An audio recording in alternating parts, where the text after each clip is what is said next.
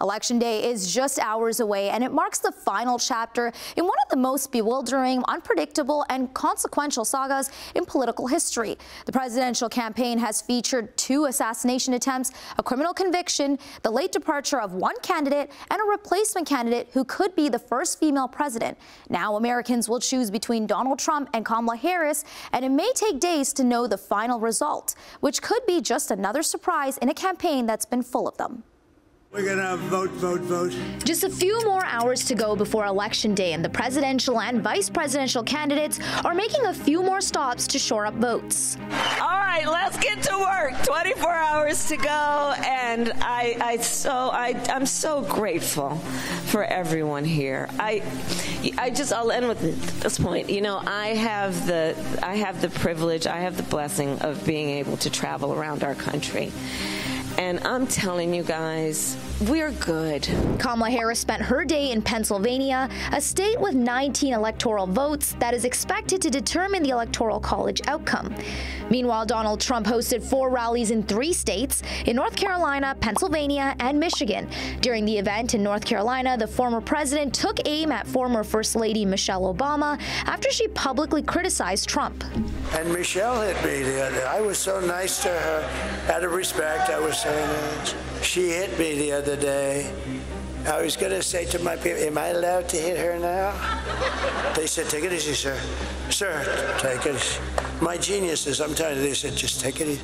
Oh, what do you mean? She said bad about me. I can't hit back. Sir, you're winning. Just relax. Both vice presidential candidates were also making a final push for votes. You don't have to agree with everything that Donald J. Trump says. But what we know is that when Donald Trump was president, you could afford to pay your bills. So the question for the people of Wisconsin is very simple. Are you better off than you were 4 years ago? And I think that most of us would say absolutely not. A future that either goes backwards, is divisive, dark, and angry, or one that is hopeful, unified, inclusive, that gives us the rights that we know 250 years of patriots have kept this American experiment alive. Pennsylvania is a key state that could make or break their chances. A Trump victory in Pennsylvania could flip its 19 electoral college votes and puncture the Democrats' blue wall. So here's where we are now. So the vice president, it's a modest lead, but she's had a consistent lead here. Modest lead, but a consistent lead here. Right, that would get her there. This is why Pennsylvania is so important. This is why both candidates are spending so much time and have spent so much. And she's going to be there the entire day. Right, today. Right. And she's going to the right places in terms of getting votes and stuff. Because look, if she holds these, doesn't mean she will. But she's had a modest, consistent lead in both of those states. If she holds these, that's enough. U.S. officials are bracing for possible disruptions to voting on Election Day, but they say they're confident it won't be possible for foreign adversaries or anyone else to alter the results of the election in any meaningful way. Today, a Philadelphia district attorney issued a warning against voter interference. We do have the cuffs, we do have the jail cells, we do have the Philly juries, and we have the state prisons. So if you're going to try to turn an election into some form of coercion, if you're going to try to bully people, bully votes or voters, you're going to try to erase votes, you're going to try any of that nonsense, we're not playing. F around and find out. That's what we're going to do. Meanwhile, Harris declined to answer a question about how she voted on a Tough on Crime California ballot initiative. The initiative, known as Proposition 36, is the effort to strengthen criminal penalties in the state. Polling on the issue shows high support for the measure. I am not going to talk about the vote on that because, honestly, it's the Sunday before the election, and I don't intend to create an endorsement one way or another around it. But I did vote.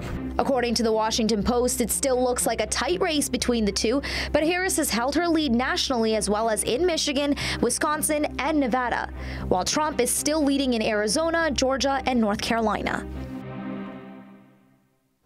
The spread of misinformation has been a concern with this U.S. presidential election. Joining us now to break down the latest is misinformation expert Amber Mack. Thanks for joining us, Amber.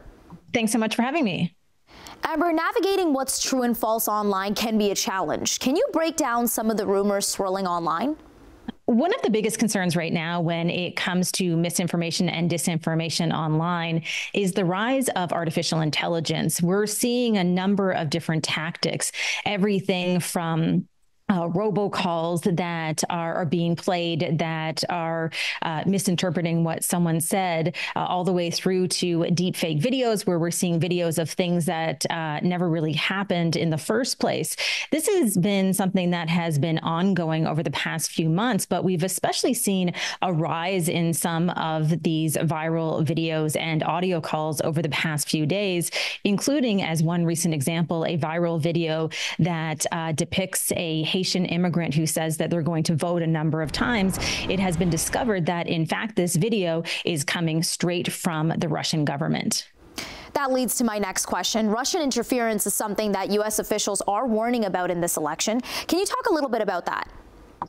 What we've seen over the past little while is that U.S. officials have discovered a number of examples of Russian interference. Probably the big one that most people heard about took place a few weeks ago, where there was an example of Russian operatives who contacted a media company in the U.S., then went on to pay that media company around $10 million to basically hire influencers in the right-wing YouTube space and beyond to spread certain messages that they knew were going to divide Americans. This is an example of what we're seeing right now with Russian interference. We've seen this, of course, for many years, but what's new is that they have so many new tools in their toolbox. Can you talk a little bit about the claims that are being spread by Republican candidate Donald Trump? What we're seeing right now from former President Donald Trump is that he is already starting to spread rumors when it comes to election fraud. Many saying, of course, that he is laying the groundwork if, in fact, he does not win this election. And so here is an example of misinformation that is coming right from the top. And I think this is what's new in terms of this election cycle, is that we're not just seeing misinformation and disinformation from outside influences. We're seeing them come right from within the country of the United States, including from a former president. Do you feel this presidential election has been more difficult to navigate with the amount of misinformation? I think that throughout this election cycle, what we've seen is that there is absolutely more misinformation and disinformation. What we have also seen is that some of the standards that we expect from some of the big tech players have, in fact, eroded in some ways. So, for example, we know that there was a time back in 2019 that Twitter, now known as X, decided that they would not allow political ads on their site. Now, under Elon Musk, not only do they allow political ads, but in fact, Elon Musk, of course, is absolutely supporting former President Donald Trump with millions and millions of dollars. And so it really begs the question when you look at these different types of influences. I think that today in 2024, it's become much more difficult for people to be able to navigate these waters. That's all the time we have today, Amber. Thank you for joining us. Thank you so much for having me.